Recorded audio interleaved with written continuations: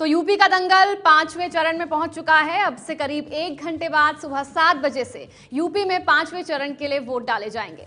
सबसे पहले आपको चुनाव से जुड़ी बड़ी बातें बताते हैं। 5वें चरण के लिए आज सुबह 7 बजे से वोटिंग होगी, शाम 5 बजे तक वोटिंग चलेगी। उत्तर प्रदेश में 5वें चरण के लिए आज वोट डाले जाने हैं। आज यूपी के 11 जिलों की 51 सीटों पर वोटिंग हो रही है। इस चरण में अखिलेश के 8 मंत्री चुनाव मैदान में हैं। तो बेहद अहम ये चरण उन मंत्रियों के लिए, और इस चरण में 23% मुस्लिम और 19% दलित वोटर हैं। तो चुनाव की बड़ी बातें आपने देखी। चुनाव नतीजे 11 मार्च को आने हैं, लेकिन उससे पहले हर पार्टी जीत का दावा कर रही है। आज 5वें चरण का चुनाव है। जनता फैसला करेगी कि किसका कार्ड चलेगा। आपको दिखाते हैं कि 5वें चरण का चुनावी गणित क्या कहता है। पहले चरण से ही समाजवादी पार्टी की साइकिल की रफ्तार बढ़ी है। यहाँ प्रदेश में बीएसपी की अकेले ही अपनी पूर्ण बहुमत की भी सरकार जरूर बनाने वाले हैं। इस चुनाव में अपने खुद के व प्रदेश के हित में भी अपना वोट केवल अपनी पार्टी बहुजन समाज पार्टी को ही देना है। 11 मार्च को चुनाव के नतीजे आएंगे। 13 मार्च को पूरा हिंदुस्तान होली के रंग में रंग जाएगा। ये विजय की होली होगी और उसके बाद भारतीय जनता पार्टी की सरकार का गठन होगा। यूपी चुनाव जैसे जैसे अपने अंतिम पड़ाव की ओर बढ़ रहा है, हर पार्टी के जीत के दावे और बड़े होते जा रहे हैं। यूपी विधानसभा के 5वें चरण का मतदान आज होना है। करीब 1,84,00,000 मतदाता 607 उम्मीदवारों की तकदीर तय करेंगे। इस चरण में 11 जिलों की 51 सीटों पर मतदान होगा, जिसमें बलरामपुर, गोंडा, फैजाबाद, अंबेडकर नगर, बहराइच, श्रावस्ती, सिद्धार्थनगर, बस्ती, संत कबीर नगर, अमेठी और सुल्तानपुर शामिल हैं। 2012 में इन्हीं विधानसभा सीटों में से 37 पर अखिलेश की पार्टी ने जीत दर्ज की थी। बहरहाल प्रधानमंत्री मोदी को उम्मीद है कि इस बार बीजेपी की आंधी में एसपी और बीएसपी उड़ जाएंगे। शायद हिंदुस्तान के और कोनों में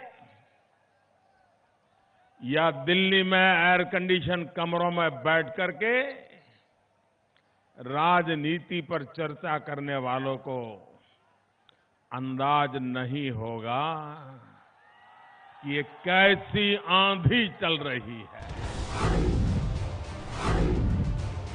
5वें चरण में 607 में से 117 उम्मीदवारों पर आपराधिक मामले दर्ज हैं। इनमें से 96 पर गंभीर आपराधिक मामले भी हैं। दलवार देखें तो बीजेपी के 51 में से 21 दागी उम्मीदवार हैं। वहीं बीएसपी के 23 और एसपी और कांग्रेस को मिलाकर 20 ऐसे उम्मीदवार हैं जिन पर आपराधिक मामले दर्ज हैं। 5वें चरण में करोड़पति उम्मीदवारों की भरमार है। सबसे ज्यादा 43 करोड़पति उम्मीदवार बीएसपी के हैं। वहीं बीजेपी के 38, एसपी के 32 और कांग्रेस के 7 उम्मीदवार करोड़पति हैं। 5वें चरण को मिलाकर यूपी में कुल 314 विधानसभा सीटों पर मतदान पूरा हो जाएगा, जबकि आखिरी 2 चरण में 89 सीटों पर मतदान रह जाएगा। ऐसे में 5वें चरण के बाद कौन सी पार्टी यूपी में राज करेगी, ये भी लगभग साफ हो जाएगा।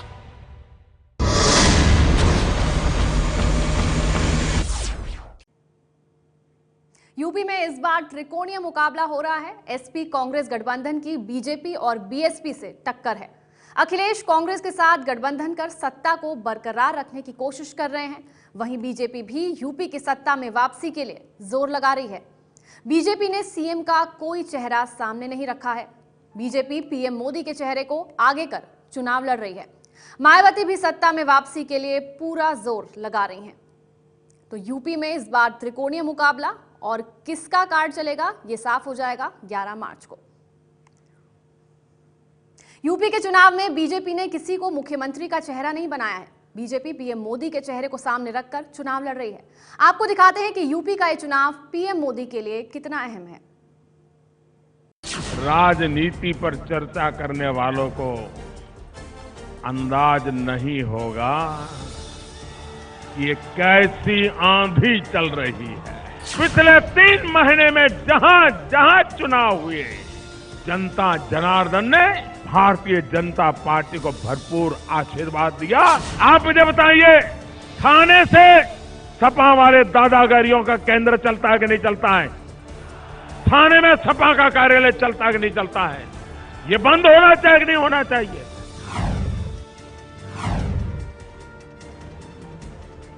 इस चुनाव में मोदी के सामने यूपी में लोकसभा चुनाव वाली बड़ी जीत दोहराने की चुनौती है। 2014 के लोकसभा चुनाव में यूपी में बीजेपी को 80 में से 71 सीटें मिली थी।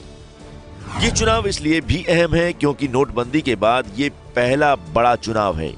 अगर यूपी में सत्ता मिली तो बीजेपी के लिए राज्यसभा में भी सीटों का संकट कम होगा। जीत से पीएम मोदी का कद और बढ़ेगा और इससे 2019 के लोकसभा चुनाव की राह आसान होगी। हारे तो मोदी की लोकप्रियता पर सवाल उठेंगे। यूपी में अगर बीजेपी को सत्ता मिली तो एक बार फिर साबित हो जाएगा कि पार्टी के लिए मोदी से बड़ा चेहरा कोई नहीं है।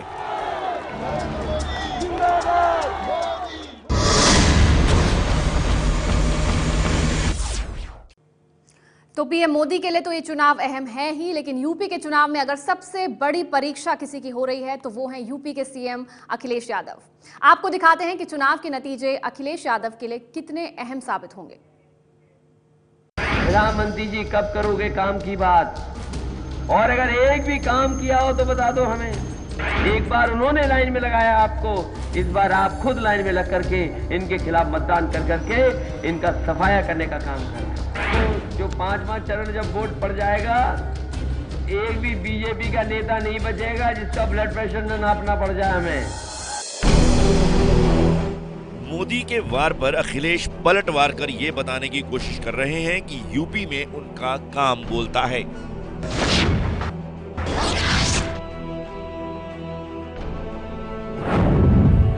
इस बार चुनाव अखिलेश के लिए सबसे बड़ी परीक्षा है। अखिलेश जीते तो पार्टी पर पूरी तरह पकड़ बनेगी। अगर हार गए तो पार्टी और परिवार में चल रहा विवाद और बढ़ेगा। यही नहीं, इस विवाद में अखिलेश के बड़े राजनीतिक फैसले का भी टेस्ट हो रहा है। चुनाव के नतीजे बताएंगे कि राहुल गांधी से दोस्ती का फैसला सही था या गलत।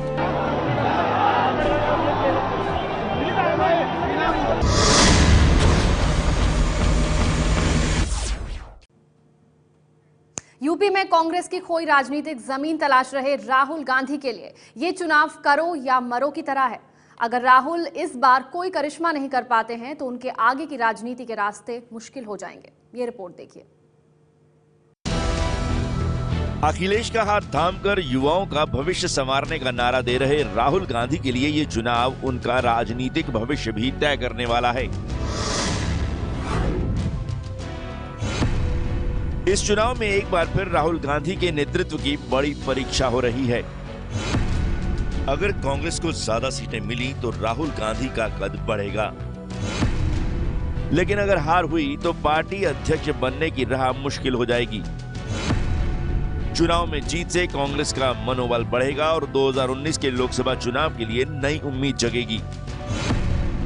अगर राहुल कोई कमाल नहीं दिखा पाते हैं तो अखिलेश के साथ गठबंधन के उनके फैसले पर भी सवाल उठेंगे।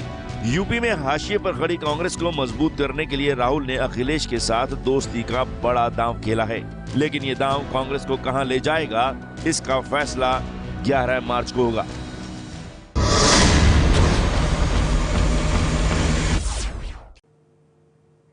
दलित और मुस्लिम वोट के बूते मायावती इस बार यूपी की सत्ता को हासिल करने के लिए एड़ी चोटी का जोर लगा रही हैं।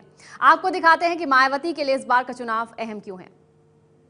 दलित देश वोट पूरी तरह से एकजुट है और बीजेपी को हराने के लिए पूरी तरह से सक्रिय तत्पर भी है, और इस वोट में विशेषकर मुस्लिम समाज का भी वोट जुड़ जाने से तब फिर बीजेपी को इसका जबरदस्त नुकसान पहुंच जाएगा।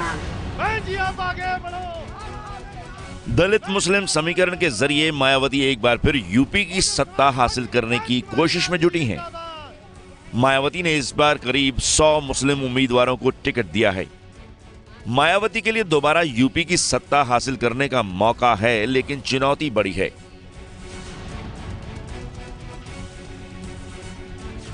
इस चुनाव में मायावती के दलित मुस्लिम फार्मूले की परीक्षा हो रही है।